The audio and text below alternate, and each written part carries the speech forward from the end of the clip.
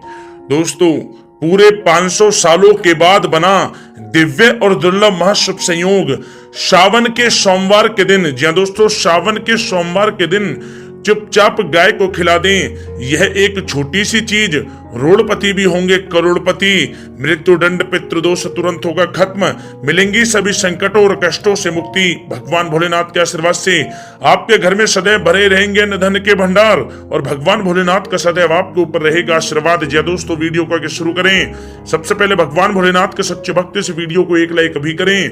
Comments box में जय भोलेनाथ अवश्य लिखें, जिससे भगवान भोलेनाथ का आशीर्वाद आपको सीधे प्राप्त हो सके। साथ ही साथ अगर आप हमारे इस चैनल पर नए हैं तो चैनल को सब्सक्राइब करके बेल आइकन को प्रेस करें, जिससे समय समय पर इसी प्रकार की महत्वपूर्ण ज्ञानवर्धक वीडियो आप लोगों तक पहुंच सके और ज्यादा से ज्यादा इस वीडियो को अपने दोस्तों में शेयर करें। दोस्तों, जैसा कि आप सभी लोग जानते ही हैं, हिंदू धर्म के अनुसार सावन के महीने को बेहद ही पवित्र माना जाता है।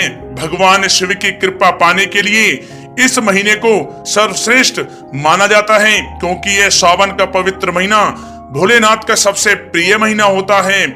इसे श्रावण मास भी कहा जाता है। भगवान भोलेनाथ को सावन का यह महीना अति प्रिय है। इस महीने में विधि विधान से भगवान भोलेनाथ की पूजा करनी चाहिए। ऐसा करने से भगवान भोलेनाथ सभी दुखों को दूर करते हैं, साथ ही साथ आपकी सभी मनोकामनाएं पूरी भी करते हैं। इस महीने भगवान भोलेनाथ को प्रसन्न करना बहुत ही आसान होता है। माना जाता है कि इस महीने में भगवान भोलेनाथ कैलाश पर्वत छोड़कर धरती पर विचरण करने के लिए आते हैं। देवों के देव महादेव भगवान भोलेनाथ की सावन के महीने में बहुत ही श्रद्धा भाव से, बहुत ही प्रेम पूर्वक विशेष रूप से पूजा अर्चना करनी चाहिए। कहा जाता है कि सावन के इन पवित्र दिनों में शिवलिंग पर बेलव पत्र, धतूरा, चंदन, अक्षत, शमी पत्र आदि अनेक शुभ वस्तुएं चढ़ाने से भगवान भोलेनाथ जल्दी प्रसन्न होते हैं और भक्तों की समस्त मनोकामनाएं पूर्ण करते हैं। साथ ही साथ सावन के इस पवित्र महीने में हमें अपने मन में बिल्कुल भी किसी के प्रति गलत विचार नहीं लाने चाहिए, ईर्ष्या की भावना नहीं लानी चाहिए और ज्यादा से ज्यादा सावन मास के पवित्र दिनों में महामृत्युंजय मंत्र और भगवान भोलेनाथ के मंत्रों का विशेष रूप से जाप करते रहना चाहिए। इन पवित्र दिनों में अपने माता पिता और गुरुओं का सम्मान करना चाहिए। साथ ही साथ इन पवित्र दिनों में आपको मांस, मछली, मदिरा आदि से भी परहेज करना चाहिए। इनका सेवन आपको नहीं करना चाहिए, अन्यथा भगवान भोलेनाथ क्रोधित हो जाते हैं। और साथ ही साथ अगर संभव हो सके तो सावन के इन पवित्र दिनों में अधिक से अधिक अन्न धन का दान करें। भगवान भोलेनाथ बहुत प्रसन्न होते हैं। और साथ ही साथ आपको बता दें कि यदि आप सावन मास के इन पवित्र दिनों में गाय से जुड़े कुछ उपाय कर लेते हैं तो भगवान भोलेनाथ बहुत ही प्रसन्न होते हैं और भक्तों की समस्त मनोकामनाएं पूर्ण करते हैं। चलिए दोस्तों, बात कर लेते हैं गाय से जुड़े कुछ महत्वपूर्ण उपायों के बारे में। दोस्तों, सनातन परंपरा में गाय, गंगा और गायत्री का बहुत ज्यादा धार्मिक महत्व है। मान्यता है कि गौ माता के शरीर पर 33 कोटि देवी देवताओं का वास होता है। गौ माता की सेवा एवं पूजा करने वाले जातक पर इन सभी देवी देवताओं की कृपा बरसती है। गौ सेवा से न सिर्फ इस जन्म के बल्कि पूर्व जन्म के भी दोष दूर हो जाते हैं। प्रत्येक सुबह जब आपके घर में भोजन बनना प्रारंभ हो तो सबसे पहले बनाई गई रोटी को आप गौ माता के नाम से निकाल दें और भोजन करने से पूर्व गौ माता को इस रोटी को खिलाएं। यदि संभव हो तो काली गाय को खिलाएं। यदि काली गाय ना मिले तो सफेद गाय को भी आप खिला सकते हैं। प्रत्येक पूजा और मांगलिक कार्य में गौ माता या उनसे जुड़ी चीजें जैसे गाय का गोबर, गोमूत्र, गाय का दूध अथवा गाय के दूध से बना घी अवश्य शामिल करें। इससे आपको पुण्य फलों की प्राप्ति होगी। सनातन परंपरा के अनुसार जिस घर में गाय होती है उस घर से जुड़े सभी वास्तु दोष स्वतः ही समाप्त हो जाते हैं। किसी भी पूजा में गाय से प्राप्त पंचांगव्य युक्त पदार्थ का उपयोग अवश्य शामिल करें, क्योंकि पंचांगव्य के बिना कोई भी पूजा पाठ और हवन सफल नहीं होता। जहाँ दोस्तों, गो कृपा पाने के लिए प्रतिदिन, सप्ताह अथवा महीने में परिवार समेत एक बार गौशाला जाने का नियम जरूर बनाएं और वहां गायों को हरा चारा जरूर खिलाएं। इससे आपको शुभ फलों की प्राप्ति होगी और साथ ही साथ गौ सेवा और गौ पूजा से 9 ग्रह शांत हो जाते हैं और इनसे जुड़े दोषों का निदान हो जाता है। गर्मियों में गौ माताओं को पानी पिलाएं और सर्दी में गौ माताओं को गुड़ अवश्य खिलाएं। ध्यान रखें कि गर्मियों में गाय को गुड़ ना खिलाएं। अनेक देवी देवताओं को अपने शरीर पर धारण करने वाली गौ माता से जुड़े कई शुभ और अशुभ संकेत भी होते हैं। मसलन गाय का दूध दुहाते समय यदि गाय ठोकर मार दे और सारा दूध बिखर जाए तो अपशगुन होता है। यदि कोई यात्रा पर निकल रहा हो और गाय अपने बछड़े को दूध पिलाती सामने आ जाए तो निश्चित रूप से जिस यात्रा के लिए आप निकले हैं वह यात्रा आपके लिए अवश्य ही सफल होगी और वह काम जिसके लिए आप निकले हैं वह अवश्य ही पूर्ण होगा।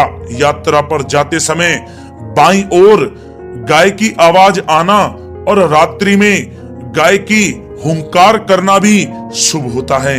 दोस्तों साथ ही साथ गाय के साथ आप भूलकर भी ये काम ना करें, अन्यथा मिलता है घोर नरक और जीवन भर की परेशानियां। जहाँ दोस्तों गाय को राष्ट्रीय पशु बनाए जाने और इन्हें मौलिक अधिकार दिए जाने की बात हो रही है तो सवाल उठता है कि गाय जब भारतीय संस्कृति का अहम हिस्सा है तब भी गाय के साथ लोग खराब व्यवहार कैसे कर लेते हैं। गाय दर दर भटकती रहती है, भरपेट इन्हें चारा तक लोग नहीं देते। गाय जब तक दूध देती रहती है तो उनकी सेवा होती है और जैसे ही दूध देना बंद कर देती है तो लोग इन्हें उनकी किस्मत पर छोड़ देते हैं, सड़कों पर और गलियों में भटकने के लिए। ऐसे में गोवंशी जीवों को कोई डंडे से मारता है तो कोई उन पर पानी डाल देता है, कभी वाहनों से इन्हें ठोकर लग जाती है तो कभी बीमार होकर बेचारी ये गाय दम तोड़ देती हैं। ऐसे में जरूरत है इन बातों को जानने की कि गाय को लेकर शास्त्रों में क्या कहा गया है, गाय के साथ आपको कैसा व्यवहार करना चाहिए। या दोस्तों गाय को कभी भी मारना पीटना नहीं चाहिए। शास्त्रों में गाय को माता का दर्जा दिया गया है। गाय को मारने पीटने वाला माता को मारने पीटने वाले के समान पाप का भागी माना जाता है। ऐसे घरों को नरक लोक में वर्षों तक कष्ट भोगना पड़ता है। अगले जन्म पशु योनि में मिलता है। कथा है कि गौतम मुनि ने गलती से गाय को डंडा मार दिया था जिससे गाय की मृत्यु हो गई थी और इस पाप से मुक्ति के लिए इन्हें वर्षों तक तपस्या करनी पड़ी। भगवान श्री कृष्ण जी ने बैल स्वरूप में आए वृत्तासुर का वध कर दिया था जिससे मुक्ति के लिए भगवान श्री कृष्ण को संपूर्ण तीर्थों को एक कुंड में बुलाना पड़ा और इस कुंड में स्नान से वह पाप मुक्त हो गए थे। या दोस्तों साथ ही साथ जो लोग पानी पी रही गाय को भगाते हैं वे घोर पापी के भागी बनकर नरक भोगते हैं, ऐसा पुराणों में बताया गया है। जबकि जो लोग गाय के लिए प्याऊ और चारा घरा बनवाते हैं वह महाभाग्यवान होते हैं। ऐसे लोग घोर पाप से मुक्त होकर स्वर्ग पा जाते हैं और बड़े ही धनवान कुल में जन्म लेकर सुख भोगते हैं। और साथ ही साथ आराम कर रही गाय को कष्ट देकर कभी भी उठाना नहीं चाहिए। कहते हैं कि जिस स्थान पर गाय बैठी है वहां से नकारात्मक ऊर्जा समाप्त हो जाती है। गाय के बैठने की जगह को जो लोग नियमित साफ रखते हैं वे पूर्व जन्म में किए गए जाने अनजाने में पापों से मुक्ति हो जाते हैं और गोलोक में स्थान पाते हैं। गाय को डंडा मारकर उठाना, पानी डालकर उठाने से मनुष्य पाप का भागी बनता है और अगले जन्म में उसे दर दर भटकना पड़ता है। और साथ ही साथ शास्त्रों में बताया गया है कि गाय का दूध उसके बछड़े के लिए होता है। गाय के बछड़े से बचा हुआ दूध ही मनुष्य को लेना चाहिए, लेकिन कुछ लोग एक बार गाय को दूह लेने के बाद फिर से बछड़े के लिए बचा हुआ दूध भी दूह लेते हैं। ऐसा करना घोर पाप कहा जाता है। ऐसे दूध को दुहाने वाला और ग्रहण करने वाला दोनों ही पाप के भागी बन जाते हैं। दोस्तों साथ ही साथ शास्त्रों में कहा गया है कि गोवंश यानी गाय और बैल के पीठ पर नहीं बैठना चाहिए। इनके पीठ पर बैठने से महापाप लगता है। ऐसे लोगों को नरक की यातना भोगनी पड़ती है। एकमात्र महादेव के अंश के उत्पन्न नंदी ही गोवंशी हैं, जिस पर स्वयं महादेव और महादेवी सवारी करती हैं, क्योंकि नंदी ने स्वयं अपनी इच्छा से महादेव की सवारी बनना स्वीकार किया था। और साथ ही साथ शास्त्रों में गाय के दान को बहुत ही महत्व दिया गया है, लेकिन ऐसी गाय का दान कभी नहीं करना चाहिए जो बूढ़ी और बीमार हो। कठोपनिषद में नचिकेता की कथा भी इस संदर्भ में है कि जिस नचिकेता ने पिता द्वारा बूढ़ी गाय को दान करने पर आपत्ति जताई थी, दूध देने वाली और बछड़े सहित जो लोग गाय का दान करते हैं वह महान पुण्य को प्राप्त करके स्वर्ग में स्थान पाते हैं। दोस्तों, साथ ही साथ सूर्य, चंद्र, मंगल या शुक्र की युति राहु से हो तो पितृ दोष होता है। यह भी मान्यता है कि सूर्य का संबंध पिता से एवं मंगल का संबंध रक्त से होने के कारण सूर्य यदि शनि, राहु या केतु के साथ स्थित हो या दृष्टि संबंधी हो तथा मंगल की युति राहु या केतु से हो तो पितृ दोष होता है।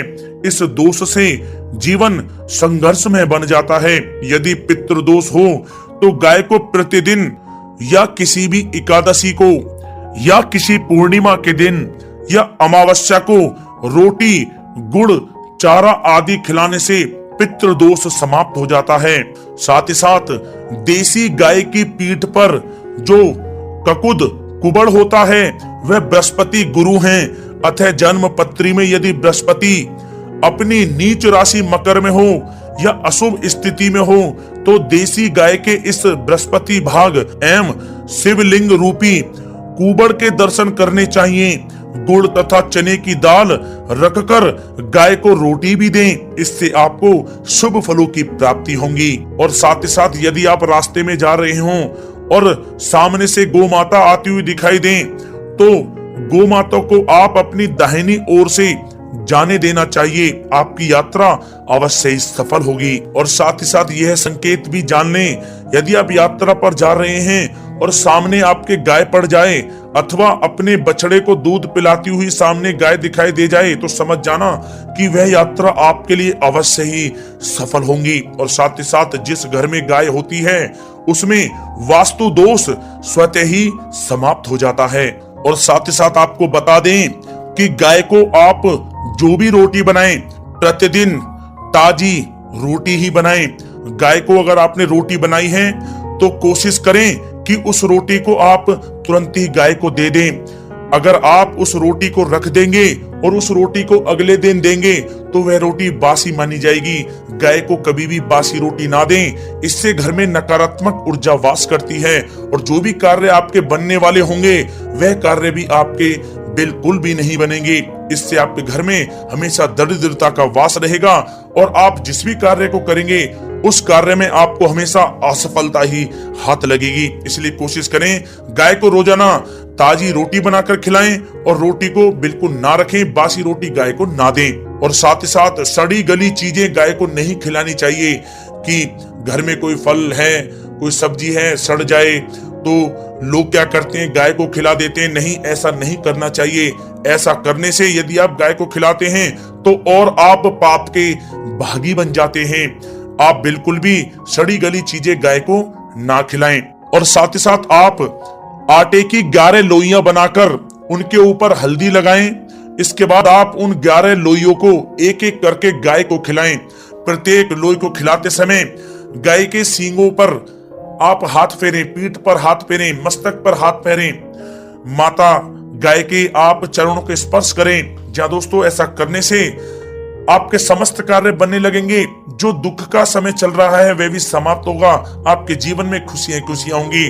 और एक बार आप 7 बार गाय की परिक्रमा भी कर लें तो आपके समस्त कार्य पूर्ण होंगे। और साथ ही साथ आप गाय को जब भी रोटी दें, रोटी पर या तो आप थोड़ी हल्दी लगा लें या थोड़ा गुड़ रख लें। अगर गुड़ ना हो तो आप थोड़ा मिश्री रख सकते हैं, थोड़ा घी रख सकते हैं। जहाँ दोस्तों गाय को कभी भी सूखी रोटी ना खिलाएं। सूखी का मतलब गाय की जो रोटी रखें खिलाएं, उस पर कुछ ना कुछ रख कर खिलाएं। हल्दी रख लें, गुड़ रख लें, मिश्री, घी या जो भी रख लें, मतलब खाली रोटी नहीं खिलानी है। ध्यान इस बात का रखें, जब ही आपको शुभ फलों की प्राप्ति होगी। जी हाँ दोस्तों, ये थे गाय से जुड़े कुछ महत्वपूर्ण उपाय, कुछ बातें जिन्हें आपको ध्यान में जरूर रखना चाहिए। या दोस्तों वीडियो अच्छी लगी हो तो वीडियो को लाइक करें, ज्यादा से ज्यादा अपने दोस्तों में शेयर करें, चैनल पर नए तो सब्सक्राइब करें। जय गौ माता।